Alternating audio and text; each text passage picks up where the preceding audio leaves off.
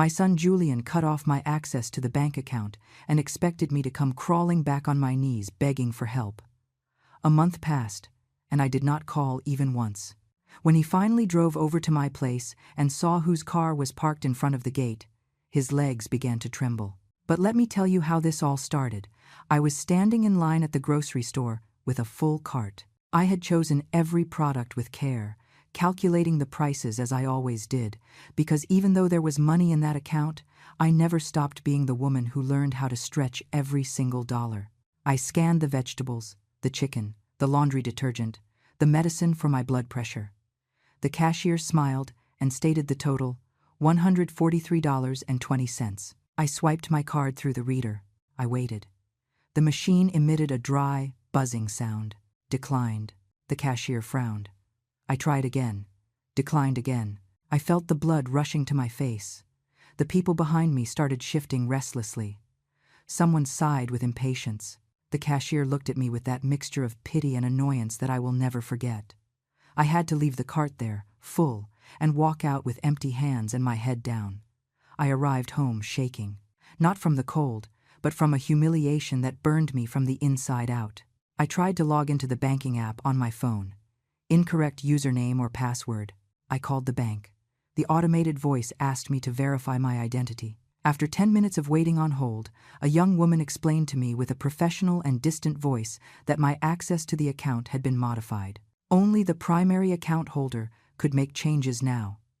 Julian, my son Julian, who had insisted 2 years ago that we put everything in his name to make things easier, so that I would not have to worry about anything. How foolish I was. How blind. How naive to believe that my own son, the creature I carried in my womb, whom I nursed, whom I raised alone after his father abandoned us, would ever do something like this to me. I hung up the call and sat on the armchair in the living room, that same armchair where Julian sat as a child to watch cartoons while I came home from my second job with swollen feet. I looked around. The walls of this small apartment, which I paid for with years of housekeeping, with double shifts at the diner, with every coin I saved by denying myself everything that was not strictly necessary, all so that he could study, all so that he could have what I never had. And now I was there, without access to my own money, without being able to buy my own food, without being able to pay for my own medication. I picked up the phone. I looked for his number. My finger hovered over the screen. I almost dialed. I almost called him to ask what had happened, to beg him to explain, to plead with him to fix the error. But something inside me, something small but firm like a stone, stopped me, because it was not an error. I knew it in that instant, with a clarity that pierced my chest. Julian knew exactly what he was doing. He had cut off my access, expecting me to run to him, desperate, humiliated, begging for his help, expecting to see me on my knees, expecting to have that power over me, over his own mother. I put the phone away. I was not going to give him that satisfaction. Not yet. Maybe never. I got up from the armchair and walked to the kitchen. I opened the pantry.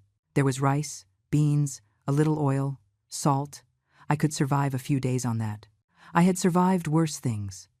I had survived the abandonment of his father. I had survived the poverty that forced me to wash other people's clothes until my hands bled. I had survived sleepless nights, sewing uniforms to earn a few extra dollars. I had survived everything. And I would survive this too. That night I could not sleep. I lay there staring at the dark ceiling, listening to the hum of the old refrigerator, feeling my mind replay every moment of the last few months. The signs had been there. I simply did not want to see them.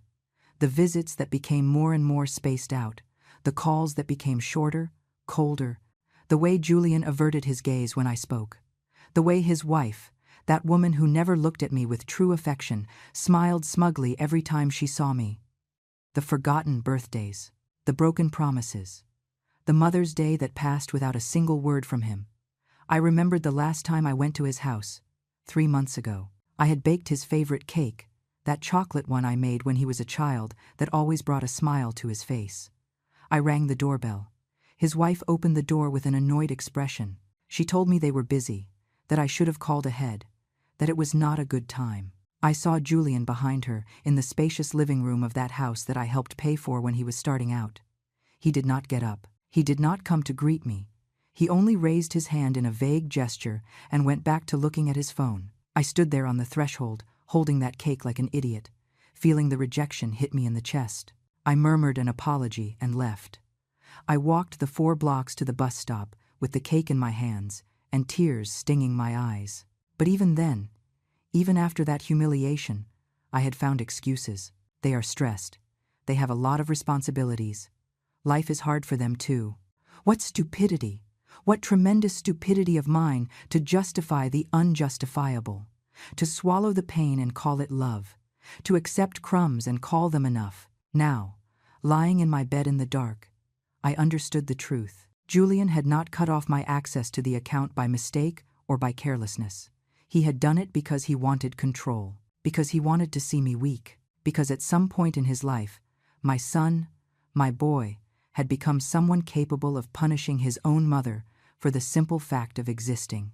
I closed my eyes and an image appeared in my mind. Julian at 7 years old, crying because the kids at school made fun of his torn shoes. Me, kneeling in front of him, drying his tears and promising him that he would soon have new shoes. I worked 3 straight shifts that week. I cleaned bathrooms, floors, windows. I came home every night with my body destroyed. But on Friday, I put a pair of new shoes on his bed. He jumped with joy. He hugged me. He told me I was the best mom in the world. That boy no longer existed. The man he had become was a stranger, a cruel stranger. The following days were a parade of memories that I had buried under layers of excuses and blind hope. Every time I closed my eyes, a different scene appeared, one more piece of the puzzle that I had refused to put together. I remembered Christmas last year. I had saved for months to buy Julian that watch he wanted so much, an elegant watch, one of those that important businessmen wear. It cost me $300. $300 that meant skipping meals, walking instead of taking the bus, not buying the coat I needed for the winter. I wrapped it with the prettiest paper I found. I arrived at his house on the afternoon of December 24th with the gift in my hands and a nervous smile on my face. His wife opened the door.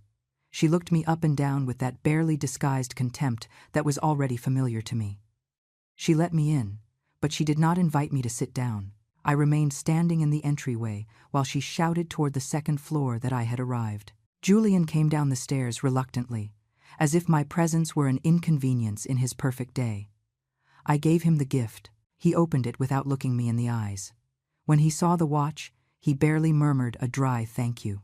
His wife leaned in and said they already had 3 identical watches in the drawer. They laughed. Both of them laughed. Julian did not even bother to pretend he liked it.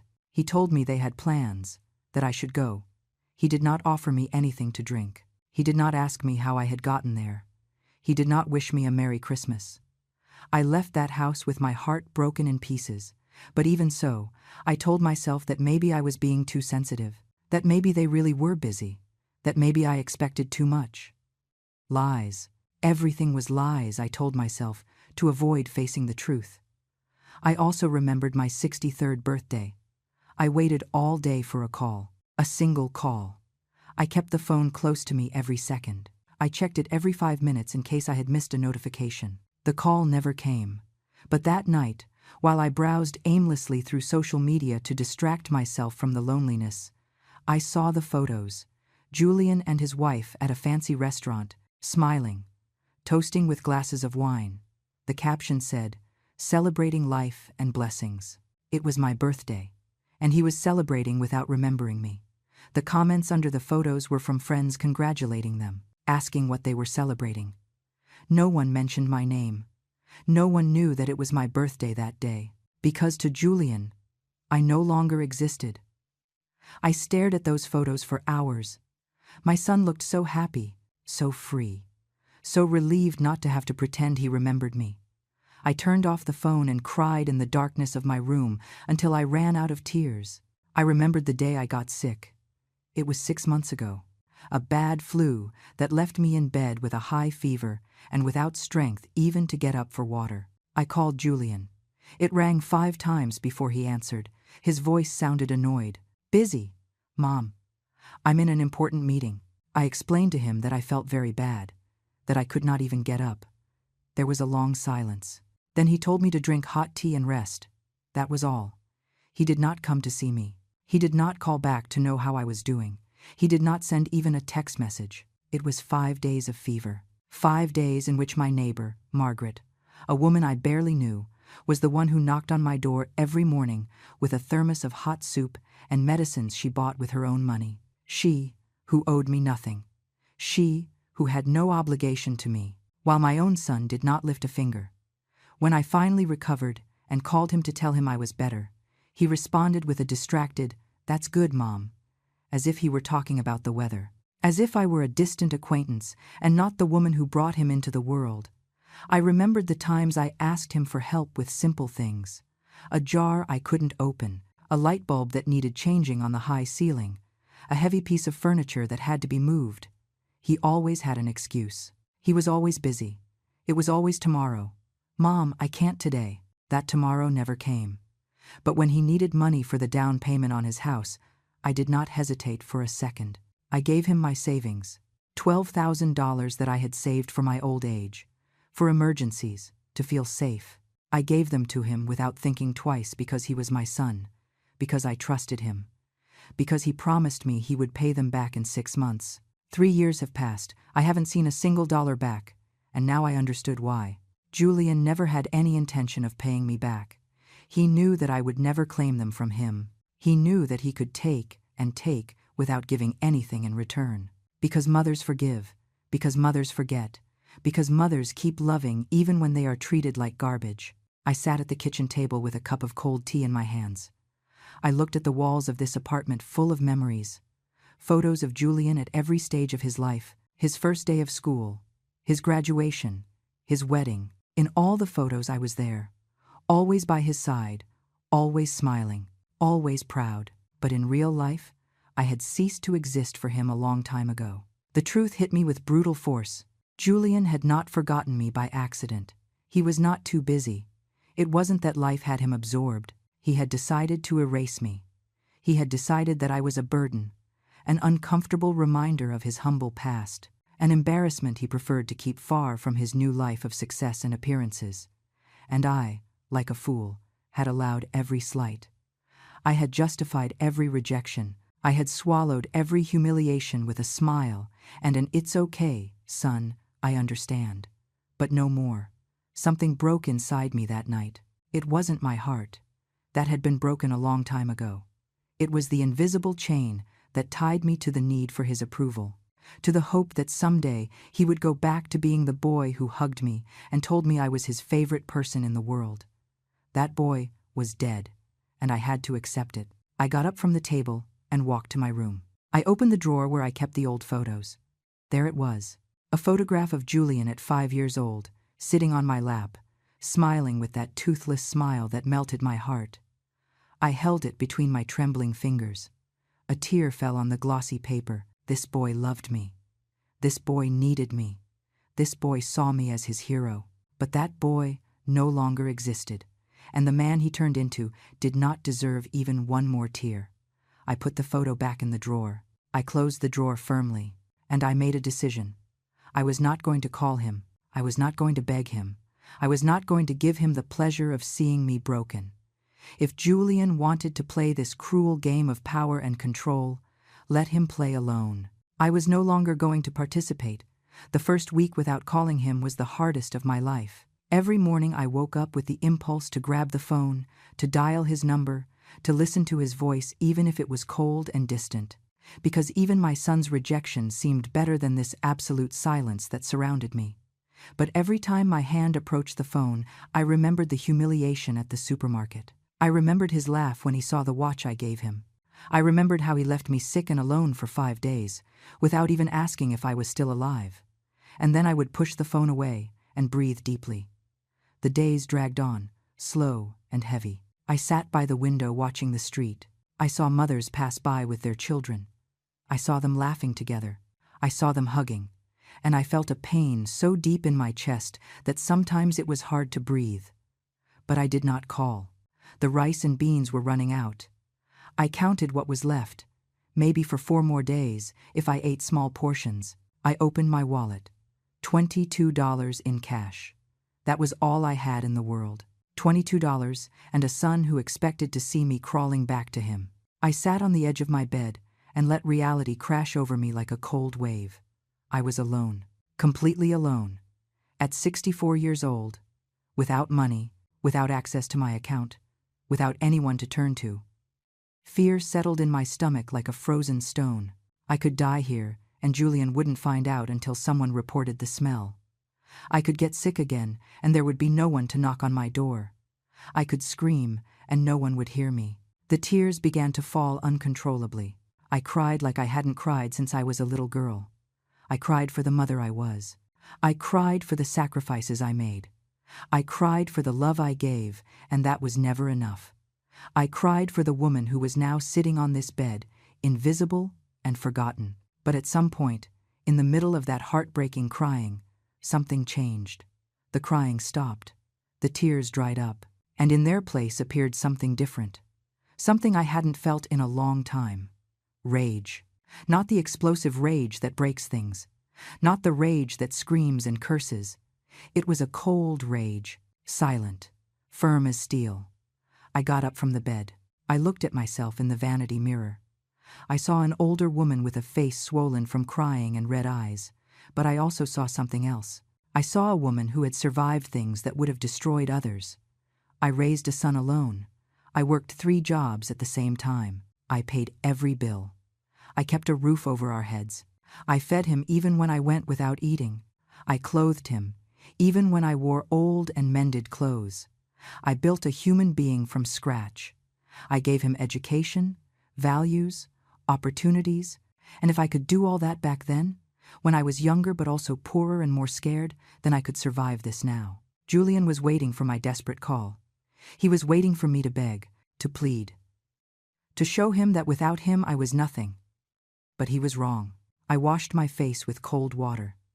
I combed my hair. I put on the only decent blouse I had left. And I went out to the street. I walked 4 blocks to my neighbor Margaret's house, the same woman who had taken care of me when I was sick. I knocked on her door with my heart beating hard in my chest. She opened it with a warm smile. She invited me in. She made me a coffee without me asking. She sat across from me in her small kitchen and waited for me to speak.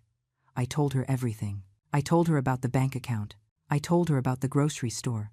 I told her about Julian and his cruel silence. I told her about the $22 I had left and the food that was running out. Margaret listened to me in silence. When I finished speaking, she took my hand in hers. She didn't tell me that Julian surely had his reasons.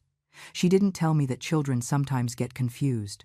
She didn't tell me any of those empty phrases people say to fill the uncomfortable silence. Instead, she told me, "Eleanor, you don't need that boy. You are stronger than you think." Then she got up and came back with an envelope. Inside was $150.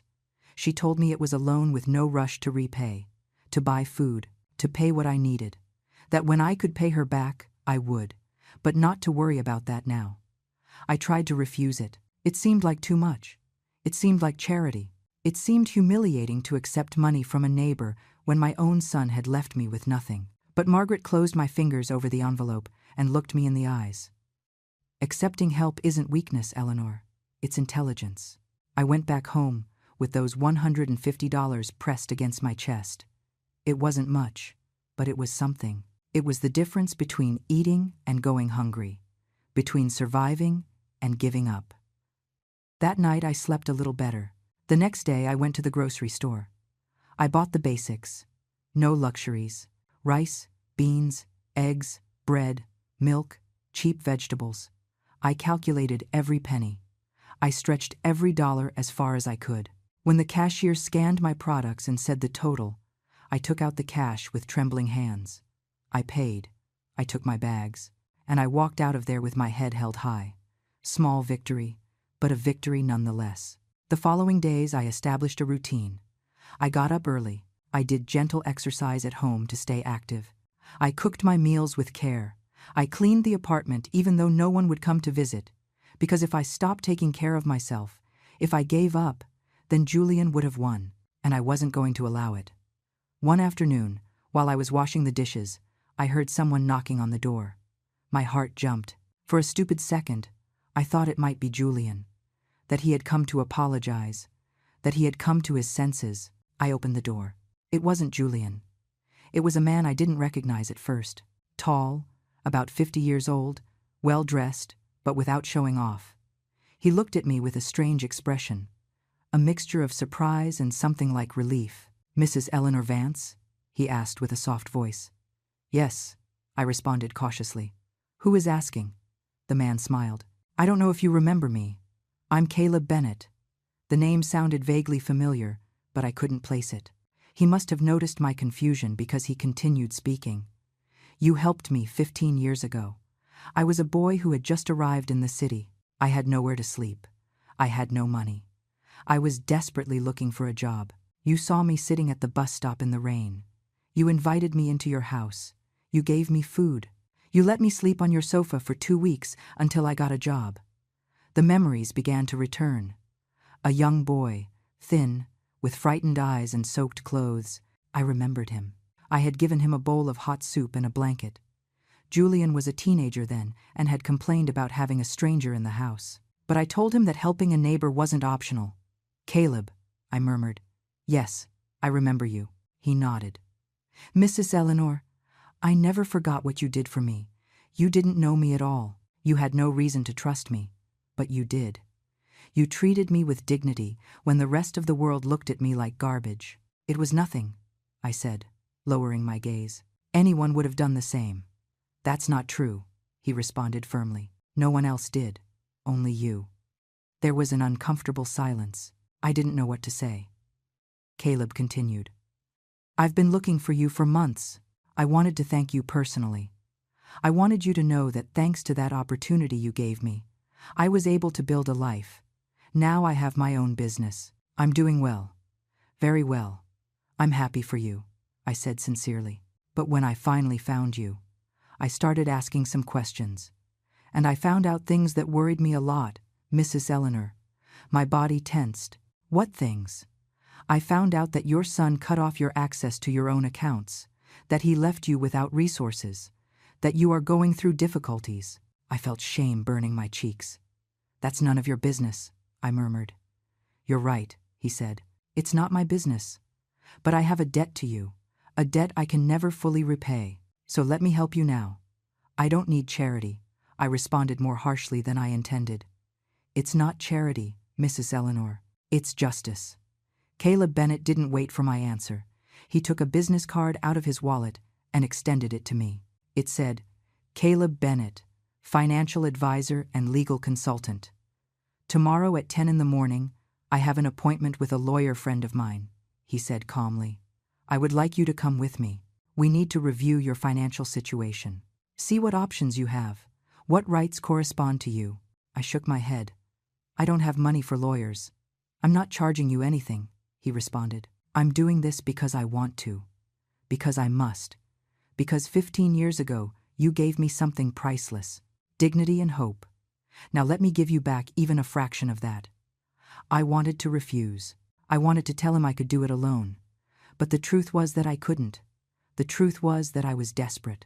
And the truth was that maybe, just maybe, this was the sign I had been waiting for, without knowing it. "Okay," I whispered finally. "I'll go." Caleb smiled. "I'll pick you up at 9:30. And, Mrs. Eleanor, this is going to get better. I promise you." He left before I could answer. I remained standing there in the doorway, holding his card between my fingers, feeling that something was changing. I didn't know exactly what, but something was moving in the shadows of my life. That night I almost didn't sleep. I tossed and turned in bed thinking about what a lawyer could do, about what rights I could have, about whether there was any way to recover even something of what Julian had taken from me. At 9 in the morning, I was already dressed and ready. I put on my best dress, the one I saved for special occasions. I applied light makeup. I combed my hair with care. I wanted to look dignified. I wanted to look strong. Caleb arrived punctually in an elegant car. He opened the passenger door for me like a true gentleman. During the ride, he asked me basic things. How had I been these years? Was I still living in the same apartment? Did I need anything urgent? I told him the essentials. I didn't go into details about Julian. It still hurt too much to talk about that naturally. We arrived at a modern building downtown. We went up to the 5th floor. The office was spacious and bright. On the door it said, Arthur Richardson, family and estate attorney. A man of about 60, with gray hair and a kind look, received us with a warm smile. He shook my hand firmly. Mrs. Vance, it is a pleasure to meet you. Caleb has told me a little about your situation. Sit down, please. We are going to review everything calmly. I sat in a comfortable chair across from his desk. Caleb sat next to me. Arthur opened a notebook and took a pen. Tell me from the beginning, he said with a soft voice. What exactly happened with your bank account? I took a deep breath and began to speak. I told him how Julian had convinced me to put everything in his name, how he had promised me it was to make things easier, how I had trusted him blindly. I told him about the day at the supermarket, about the call to the bank, about the month I had spent without access to my own money. Arthur listened, taking notes. From time to time he asked specific questions. Since when was the account in Julian's name? Had I signed any documents? Was there any proof that I had contributed to that money? I explained that my late husband's widow's pension was deposited into that account, that I had also contributed my savings. That, technically, part of that money was legally mine. Arthur nodded slowly.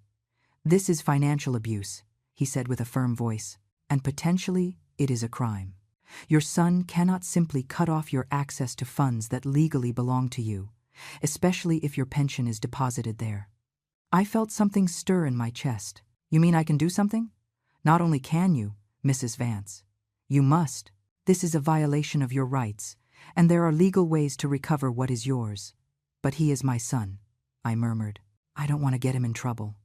Arthur looked at me with a mixture of compassion and firmness. Mrs. Vance, your son left you without money to eat. He left you without access to your medication. He put you in a situation of extreme vulnerability. He is already in trouble, trouble that he created himself. Tears began to well up in my eyes. I couldn't avoid it. All this was too much, too real, too painful. Caleb handed me a tissue. Arthur waited patiently for me to compose myself. What do I need to do? I asked finally, with a trembling voice. Arthur leaned back in his chair. First, we are going to request your bank records. We are going to prove that you have a legal right to those funds. Then we are going to send a formal letter to your son, demanding that he restore your access immediately. If he refuses, we will proceed legally. And if he says the money is his, that I have no right to anything, then we will go to court. And believe me, Mrs. Vance, judges do not look kindly on children who financially abuse their elderly parents, especially when there is clear evidence that you contributed to those funds. But that will take time, I said, feeling overwhelmed. And I need money now, to eat, to survive. Arthur looked at Caleb. Caleb nodded as if they had discussed this previously. We already thought of that, Caleb said. While the legal matters are resolved, I am going to help you with your basic expenses. It is not a loan. It is a gift, and I will not accept a no for an answer. I tried to protest, but Caleb raised his hand. Mrs. Eleanor, you gave me shelter and food when I had nothing. You treated me as if I were your own son. Let me do this, please. I didn't know what to say. The words got stuck in my throat. I could only nod while tears ran down my cheeks. Arthur continued explaining the process to me. The documents I would need, the steps to follow, everything sounded complicated, but he explained with patience, making sure I understood every detail. He also mentioned something that surprised me. Mrs. Vance, I need to ask you something important. Did you ever lend money to your son? $12,000 for the down payment on his house, specifically? How did you know that? I asked, astonished. I made some inquiries, Caleb responded. I spoke with some people who know you, and that information came to light. Yes, I lent him that money, I confirmed. 3 years ago. He promised to pay it back in 6 months. He never did. Do you have any document that proves that loan? A contract, a receipt, something? I shook my head, ashamed. No, I trusted his word. He was my son. Arthur sighed. That complicates things. Without written proof, it is difficult to recover that money. But we can try to include it in the general lawsuit. Sometimes, children confess these things when they are under legal pressure. We spent 2 more hours in that office. I signed documents authorizing Arthur to request my bank records. I signed a power of attorney letter so he could act on my behalf. I signed everything they put in front of me, because for the first time in weeks, I felt that someone was on my side.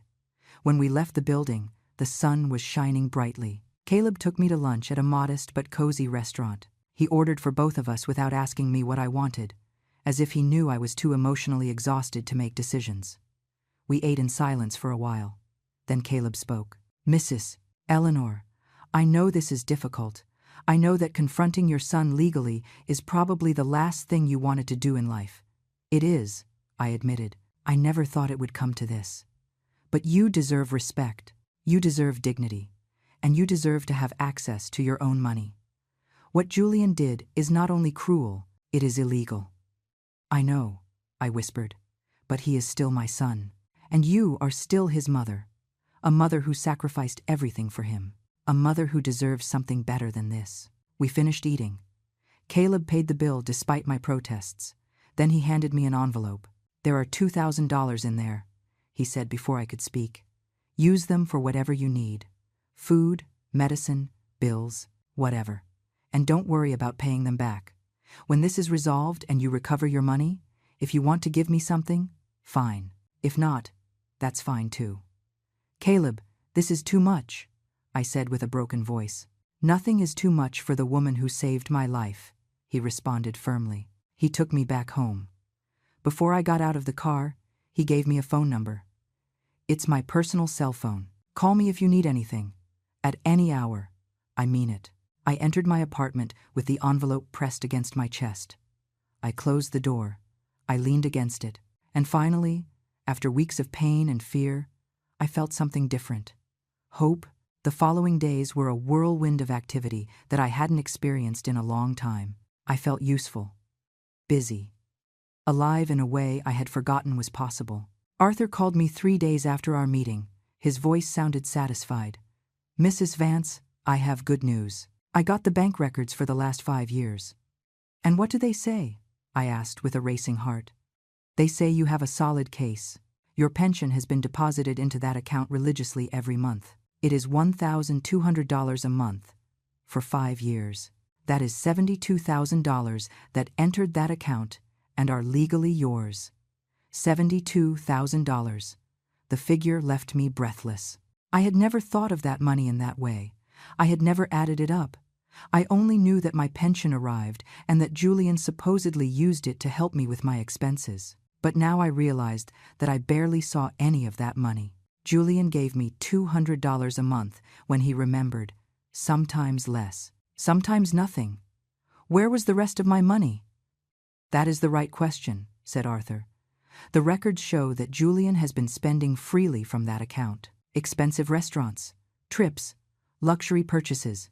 There is a charge of $8,000 to a jewelry store 6 months ago, another of $15,000 to a travel agency a year ago."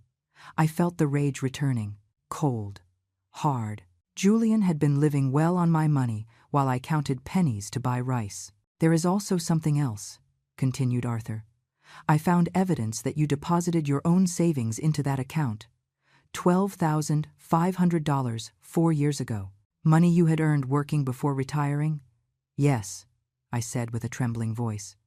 "It was when Julian convinced me to merge everything into a single account so it would be easier to manage. He said that way he could help me better with my finances. What he did is called misappropriation of funds, Mrs. Vance, and we have all the evidence we need to prove it." "What follows now?" I asked. "Now we send him a formal letter. A letter where we explain that we know exactly what he did, that he has 7 days to restore your full access to the account and to compensate you for the funds he spent improperly. If he doesn't respond or refuses, we proceed with a formal lawsuit." "Do it," I said without hesitation. I was no longer afraid. I no longer had doubts. Julian had crossed a line from which there was no return. The letter was sent the next day by certified mail. Arthur told me that Julian would have to sign upon receiving it, so we would know exactly when he read it. Meanwhile, Caleb continued visiting me regularly. He brought food, he brought company, he brought stories of his life that made me laugh for the first time in months. He told me how, after I gave him shelter 15 years ago, he got a job at an accounting firm. He started from the bottom, cleaning the offices. But he was smart and observant. He learned. He studied at night. He got certifications. He moved up the ranks. Now he had his own financial consulting firm. He had employees. He had important clients. He had a life that seemed like it came out of a dream. And it all started because you gave me a chance, he told me one afternoon while we drank coffee in my small kitchen. Because you saw me as a human being when everyone else saw me as a problem. I only did the right thing, I responded, feeling uncomfortable with so much gratitude. Exactly, he said. You did the right thing. Now let me do the right thing too. A week later, Arthur called me with urgency in his voice. Mrs. Vance, Julian received the letter 3 days ago, and today he responded. What did he say? I asked, feeling my stomach tighten. He is furious. He sent a letter from his own lawyer saying that all the money in that account is legally his because the account is in his name, that you have no right to those funds, that if we insist on this, he will countersue for defamation. It is a common intimidation tactic, continued Arthur, but it is not going to work. We have the evidence. We have the records showing where that money came from, and we have the law on our side. So, what do we do? I asked. We proceed with the formal lawsuit. We go to court, and we are going to win. That night I couldn't sleep, not from fear, but from something different, from the certainty that this was really happening, that I was really confronting my own son, that our relationship, what little remained of it, was about to break completely. But there was no turning back anymore. And, honestly, I didn't want to turn back anymore. Caleb appeared at my door the next day with something unexpected. A new cell phone, more modern than the old one I had. You need a better phone, he said, handing it to me. It's already set up. It already has my number and Arthur's. And I also bought an unlimited data plan so you can call and use the internet without worrying. I tried to refuse it, but he insisted. Besides, he said with a smile, I need you to be able to receive emails because I have something else for you. What is it? I asked, confused. I sat in front of my laptop that he had brought. Caleb opened several documents on the screen. I did a complete investigation of your financial situation, he explained. And I found something interesting.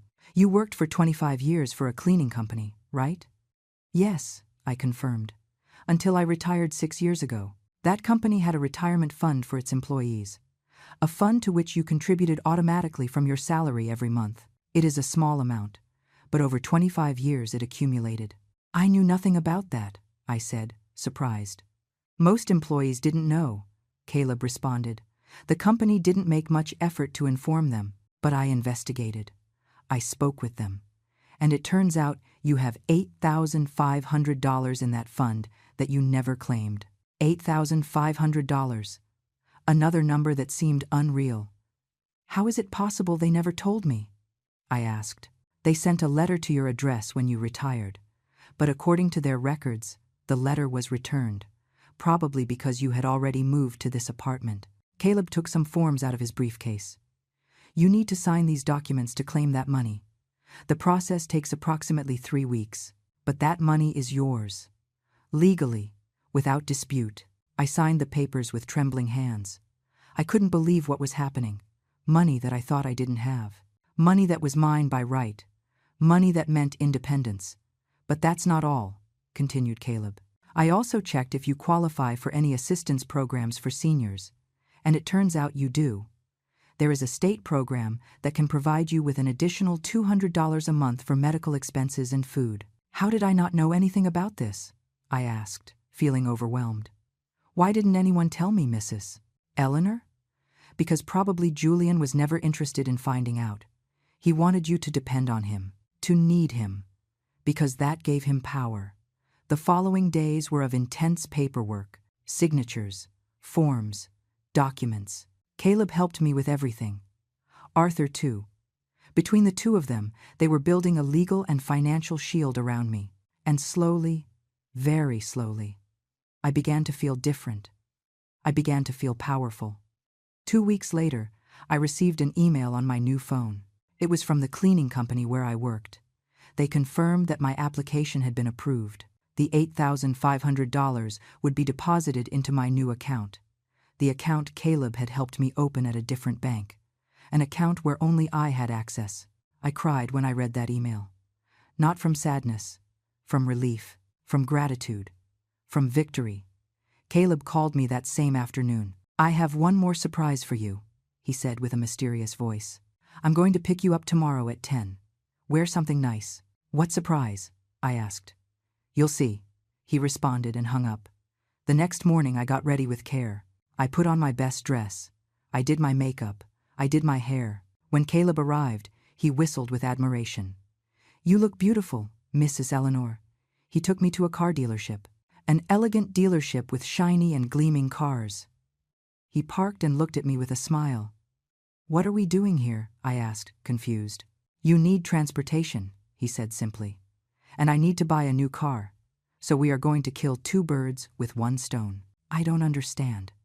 My current car is only 2 years old. It is in perfect condition. I don't need it anymore. So I am going to give it to you."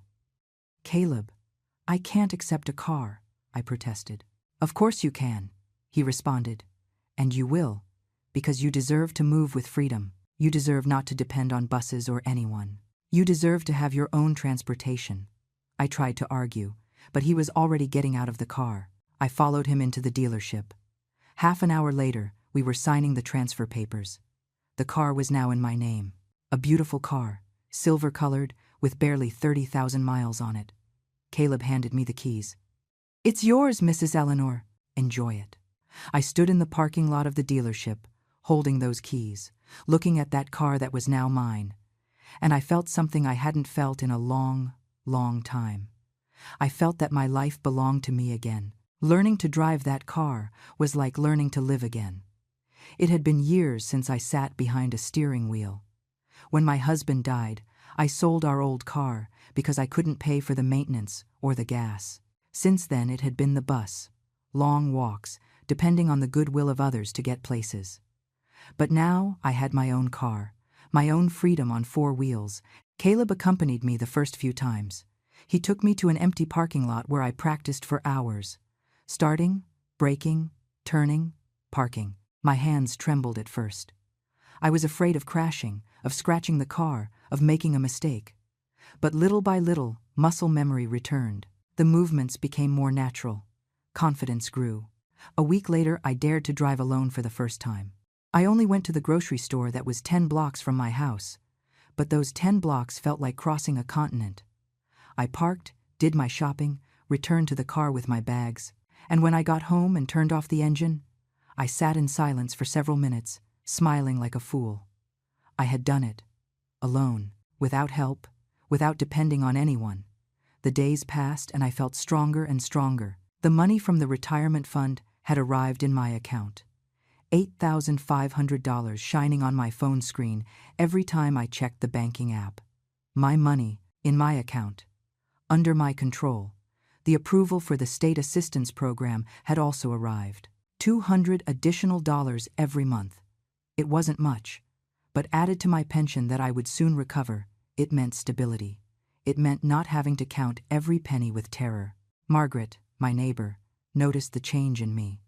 One day she invited me for tea at her house and looked at me with that wise smile that women who have lived a lot have. "You look different, Eleanor," she told me. "You look taller, stronger." "I feel different," I admitted. "I feel as if I had been asleep for years and finally woke up." She nodded. "That is what happens when you stop living for others and start living for yourself." Her words stayed with me. She was right. For decades I had lived for Julian. My decisions, my sacrifices, my dreams, everything had revolved around him. And when he discarded me like garbage, I almost gave up. I almost accepted that without him I was nothing. But now I knew the truth. I had always been something, someone. A woman with self-worth.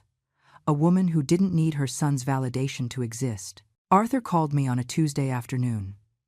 "We have a date for the preliminary hearing," he announced. "It will be in 3 weeks. The judge will review the evidence from both sides and decide if there is merit to proceed to trial. Will we be ready? I asked, with a nervousness I couldn't hide. More than ready, he responded with confidence. We have bank documents, records of deposits, evidence of unauthorized expenses. We have a solid case, Mrs. Vance. Julian has no way to justify what he did. And if the judge doesn't believe us? I asked quietly. He will believe us, said Arthur firmly. The numbers don't lie, and judges do not tolerate financial abuse of the elderly. Believe me. I hung up the phone and stared out the window. In 3 weeks, I would see Julian face to face. In 3 weeks, I would have to look him in the eyes, knowing that I had taken him to court, knowing that our relationship, if anything was left of it, would be destroyed forever. Part of me still hurt. The part that was a mother. The part that remembered the boy who once hugged me and told me I was his hero. That part wanted to cry, wanted to give up, wanted to call him and say, let's forget all this. But the other part of me, the part that had grown and strengthened these last weeks, knew that I couldn't do it. I knew that Julian needed to face the consequences of his actions, and I knew that I deserved justice. I decided to prepare for that encounter. I didn't want to arrive at the courthouse feeling weak or scared. I wanted to arrive feeling powerful. I started taking better care of myself. I walked every morning in the nearby park. I bought nutritious food with the money I now had. I allowed myself small luxuries that I previously considered impossible.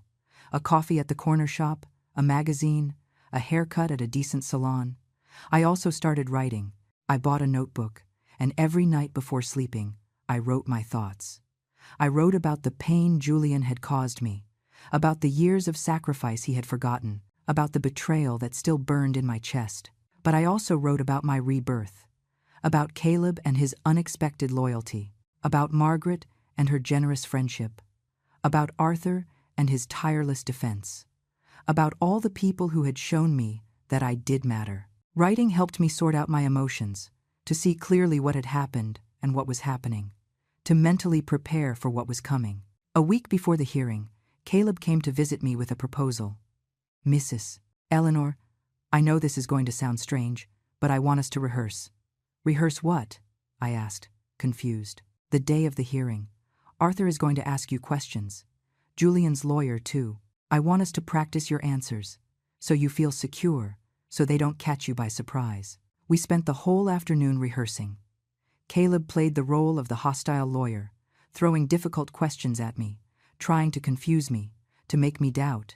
Isn't it true that you gave your son permission to manage that account as he wished? He asked with a hard voice. I gave him permission to help me manage it. I responded with a firm voice. I didn't give him permission to steal my money. How can you call it theft when the account is legally in his name? Because that money came from my pension, from my work, from my savings. The fact that the account is in his name doesn't change whose money that is. Over and over, we went over the possible questions. Over and over, I practiced maintaining calm, maintaining firmness, not letting myself be intimidated. At the end of the afternoon, Caleb smiled. You are going to do very well, Mrs. Eleanor. You are going to surprise everyone in that room. 2 days before the hearing, I did something I hadn't done in weeks. I took out the old photos of Julian, the ones I had kept in the drawer, the ones that showed the smiling boy he once was. I looked at them one by one. Julian at 3 years old, covered in chocolate. Julian at 8, proudly showing his first soccer trophy. Julian at 15, the day of his middle school graduation. Julian at 22, the day he graduated from college. In every photo I was there, behind him, by his side, holding him, applauding him, loving him. But he no longer saw me. He no longer valued me. He no longer loved me the way a son should love his mother. I put the photos back in the drawer. I closed the drawer gently, and I decided I wouldn't take them out again. Not because I wanted to forget, but because I needed to move on. The night before the hearing, I couldn't sleep. I tossed and turned in bed, imagining how it would be, how I would feel seeing Julian after almost 2 months without contact. What expression would be on his face? If he would feel shame, if he would feel regret, if he would feel anything. At 6 in the morning I got up. I showered with hot water, letting the steam fill the bathroom. I dressed in the most elegant suit I had, a gray outfit I had bought at a thrift store, but that looked dignified and professional. I applied makeup carefully. Not too much, just enough to look rested and confident. I combed my hair back into an elegant bun. When I looked in the mirror, I saw a woman I didn't fully recognize. A woman with a straight back, with a steady gaze, with a jaw set in determination. This was me now. No longer the pleading mother. No longer the woman who accepted crumbs. No longer the one who apologized for existing. Caleb arrived promptly at 8. He opened the car door for me with an encouraging smile. Arthur was waiting for us at the entrance of the courthouse with his briefcase full of documents. "Are you ready?" he asked me. I took a deep breath. "I'm ready." We entered the building. Our steps echoed in the marble hallways. The air smelled of old paper and pending justice.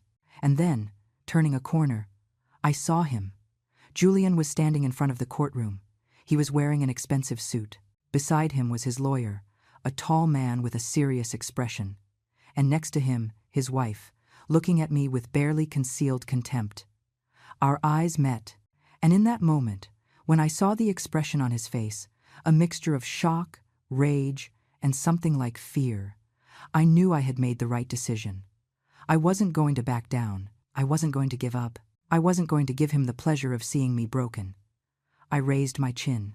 I held his gaze without blinking, and I walked toward the courtroom with my head held high. The courtroom was smaller than I had imagined. Cream-colored walls, rows of wooden benches, and at the front, the bench where the judge would sit to decide our fate. Arthur guided me to our table. Caleb sat in the first row behind us, his silent presence comforting.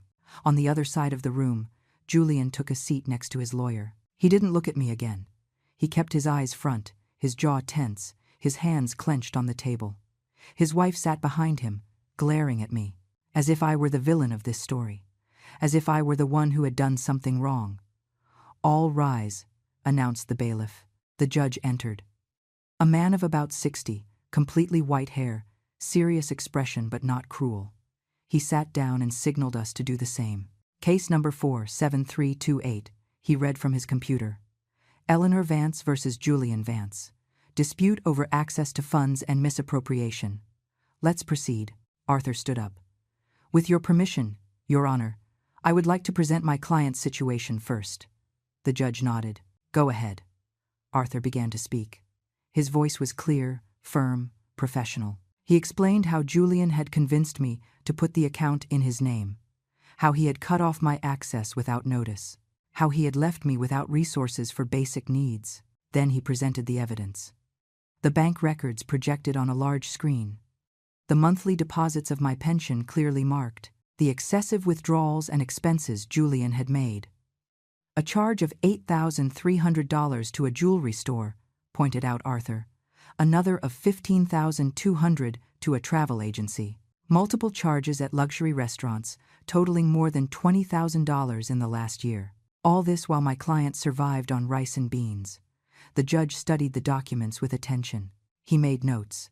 From time to time he looked up at Julian, who sank lower and lower in his chair. "We also have evidence," continued Arthur, "that Mrs. Vance deposited $12,500 of her own savings into this account 4 years ago. Money she earned working. Money that Mr. Vance has used as if it were his own." Julian's lawyer stood up. "Objection, Your Honor. The account is legally in my client's name. He has every right to manage those funds as he deems appropriate." The judge looked at him with a raised eyebrow. "Even when those funds come from his elderly mother's pension? Even when he left her without access to her own money? Even when she needed that money to survive?" The lawyer hesitated. Mr. Vance was trying to protect his mother from unnecessary expenses, trying to ensure the money was used wisely. "By buying $8,000 worth of jewelry?" asked the judge with a dry tone. "Is that protection or appropriation?" An uncomfortable silence filled the room. The judge turned to Julian. "Mr. Vance, stand up." Julian stood up slowly. His face had lost all color. "Explain to me," said the judge, "how spending $8,000 at a jewelry store protects your mother. Explain to me how $15,000 trips are for her benefit." Julian opened his mouth, but no sound came out. His lawyer whispered something in his ear. Julian cleared his throat. I thought the money was for family use, he stuttered. For all of us. That money is your mother's pension, responded the judge with a cold voice. It is not a family fund. It is the livelihood of a 64-year-old woman who worked all her life. And you spent it on personal luxuries while she wondered how she was going to eat. Julian lowered his gaze. He had no answer. He couldn't justify the unjustifiable. The judge turned to me. Mrs. Vance. Stand up, please. I stood up with trembling legs. Arthur gave me a discreet squeeze on the arm. Tell me in your own words what happened the day you discovered you didn't have access to your account, said the judge with a softer voice. I took a deep breath. I was at the grocery store, I began. I had filled my cart with the basics, simple things. Food, medicine. When I tried to pay, my card was declined. I had to leave everything there and walk out empty-handed. The humiliation. The humiliation was terrible. My voice broke a little. Arthur handed me a glass of water. I drank a sip and continued. I called the bank, and they told me only the account holder could make changes. My son. The son I raised alone. The son for whom I worked 3 jobs. The son to whom I gave everything I had. He had cut off my access without even telling me. And what did you do after that? Asked the judge. I almost called him, I admitted. I almost begged him to explain, but then I realized it wasn't a mistake. He knew what he was doing. He was punishing me. He was controlling me. He expected me to come pleading, but he didn't do it. I didn't do it, I said with a firm voice. I wasn't going to give him that satisfaction. The judge nodded with what seemed to be approval. He turned to Julian. Mr. Vance, sit down. Julian dropped into his chair. He looked destroyed, small. The judge reviewed more documents. I see here that you also lent $12,000 to your son 3 years ago for a house down payment. Is that correct, Mrs. Vance? Yes, Your Honor, I confirmed. He promised to pay me back in 6 months. He never did. And do you have any document proving that loan? A signed contract? I shook my head, ashamed. No. I trusted his word. He was my son. The judge looked at Julian sternly. Mr. Vance, is it true that your mother lent you that amount? Julian hesitated. His lawyer whispered something urgently. Finally, he nodded. Yes, it's true, and I intended to return it. Another silence. Things got complicated, murmured Julian. You couldn't, or you didn't want to, said the judge. Mr. Vance, let me be very clear. What you did is not only morally reprehensible, it is legally questionable. Cutting off an elderly woman's access to her own pension, spending those funds on personal luxuries, and then having the nerve to say it was to protect her. That borders on financial elder abuse, a serious offense in this state. Julian's lawyer stood up quickly. Your Honor, my client is willing to reach an agreement, to restore Mrs. Vance's access immediately, to compensate her for any inconvenience. Arthur stood up. With all due respect, Your Honor, a simple restoration of access is not enough. My client demands compensation for the improperly spent funds. She demands immediate repayment of the $12,000 lent, and she demands that her name be removed from any joint account with Mr. Vance to prevent future abuse. The judge considered this. Mr. Vance, stand up again. Julian stood up with difficulty. He looked about to collapse. Do you have the financial capacity to compensate your mother for the funds you spent from her pension? Asked the judge. Julian looked at his lawyer desperately. I would need time. I don't have that amount liquid right now. How much of your mother's pension did you spend in the last year? Asked the judge, reviewing the documents. Approximately $40,000, according to these records. Money that should have been for her sustenance. Julian did not answer. His wife behind him looked pale, finally understanding the magnitude of what they had done. The judge took off his glasses and looked at both of us. I am going to take a 15-minute recess. When I return, I will give my decision. I strongly suggest that both parties consider a settlement in this time, because if I have to issue a ruling, Mr. Vance, I assure you that you aren't going to like the result.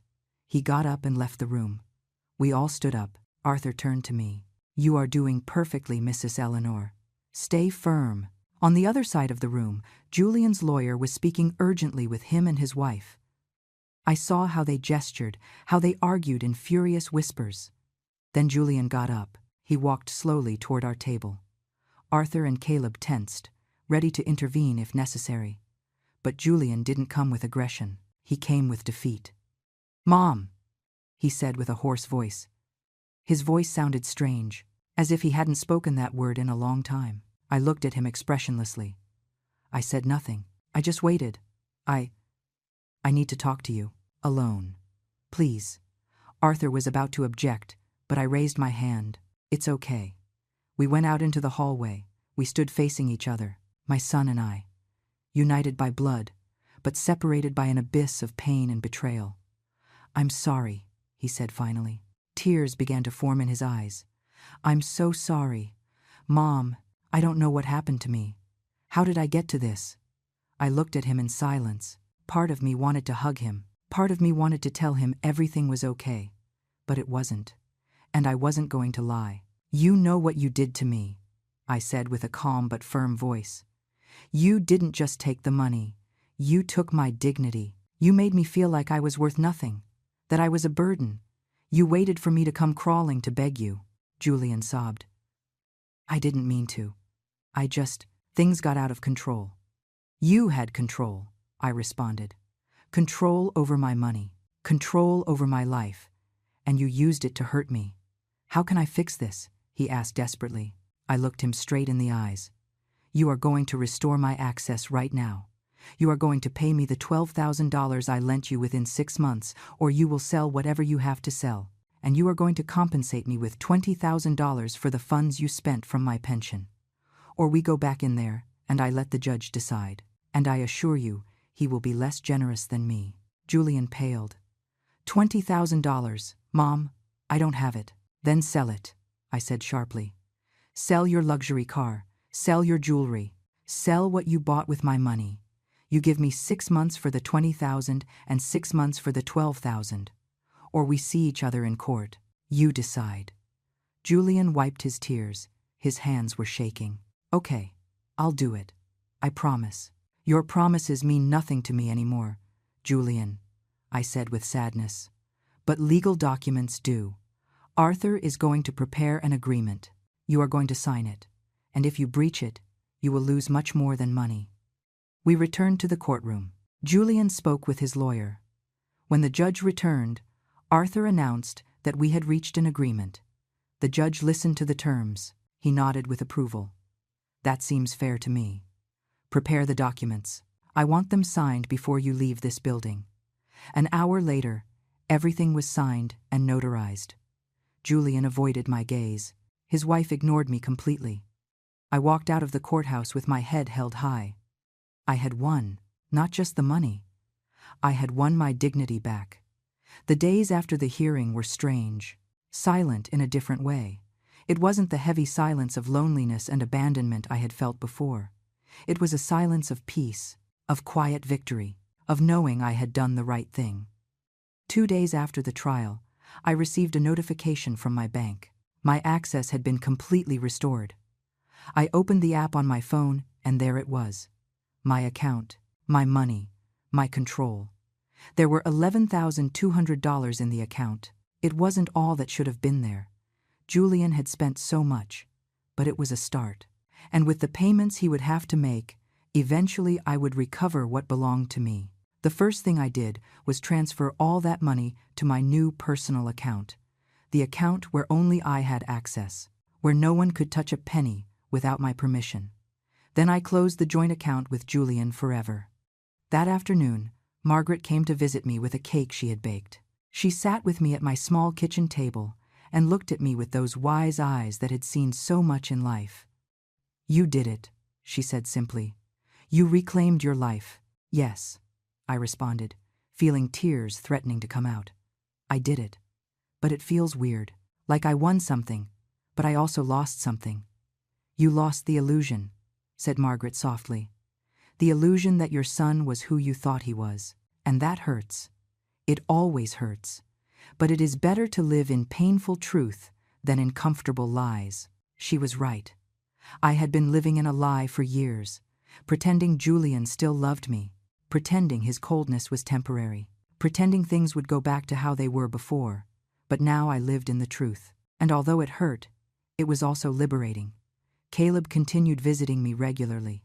He took me to places I had never had the courage to visit alone. To the art museum, to the theater, to free concerts in the park. He showed me there was life beyond the pain, that there was beauty beyond betrayal. One afternoon he took me to a small cafe overlooking the river. We sat on the terrace while the sun set, painting the sky orange and pink. "Mrs. Eleanor, I have to tell you something," he began with a serious voice. My heart raced. "What's wrong? I've been thinking a lot about all this. About how you helped me years ago. About how I could help you now. And I realized something. Life is a circle. The kindness we give returns to us, sometimes in ways we never imagine." I smiled. I always believed in that, although these last few months made me doubt it. "But it's true," insisted Caleb. "You gave me shelter when I had nothing. And look now. I could give you back some of that when you needed it. That's how the universe works. Kindness is never lost." His words touched me deeply. He was right. I had spent so many years giving everything to Julian, hoping he would give it back to me. But the universe gave that kindness back to me through Caleb, through people who owed me nothing but chose to help me anyway. 3 weeks after the hearing, Julian made his first payment, $5,000 deposited into my account. No message came with the deposit. No note. No additional apology. Just the money. It was enough for now. I used part of that money to pay Margaret back the $150 she had lent me when I needed it most. She tried to refuse, but I insisted. "You helped me when no one else did," I told her, putting the money in her hands. "Let me do this, please." She finally accepted with tears in her eyes. "You are a good woman, Eleanor. Don't let anyone make you believe otherwise." With the rest of the money, I did something I never thought I would do. I bought new clothes. Not second-hand clothes. Not old and worn clothes. New clothes that made me feel beautiful, that made me feel alive.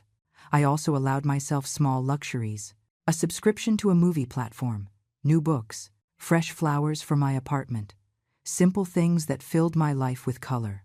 One morning, while drinking coffee by my window watching the street, my phone rang. It was a number I didn't recognize. I hesitated before answering.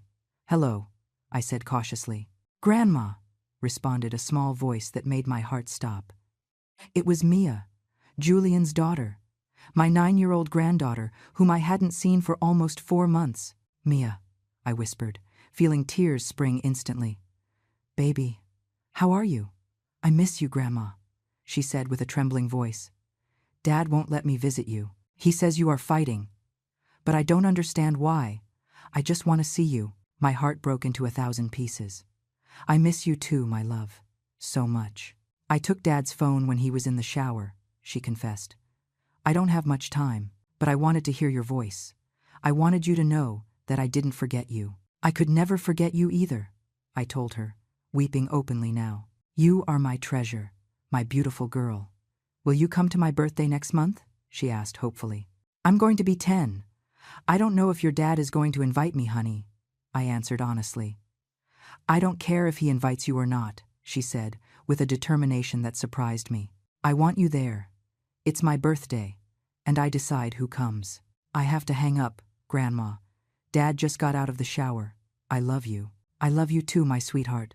So much." The call ended. I sat with the phone in my hand, crying. But this time they weren't tears of sadness. They were tears of love. My granddaughter hadn't forgotten me. She still loved me. She still needed me. And that meant not everything was lost. 2 weeks later, I received an invitation in the mail. An invitation handmade with colored crayons. To Grandma Eleanor. From Mia.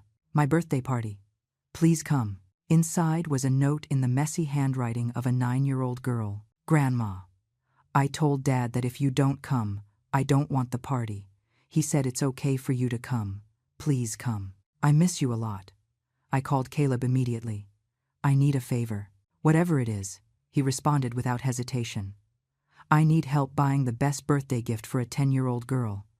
And I need the courage to face my son again." Caleb laughed. "The gift we can get easily.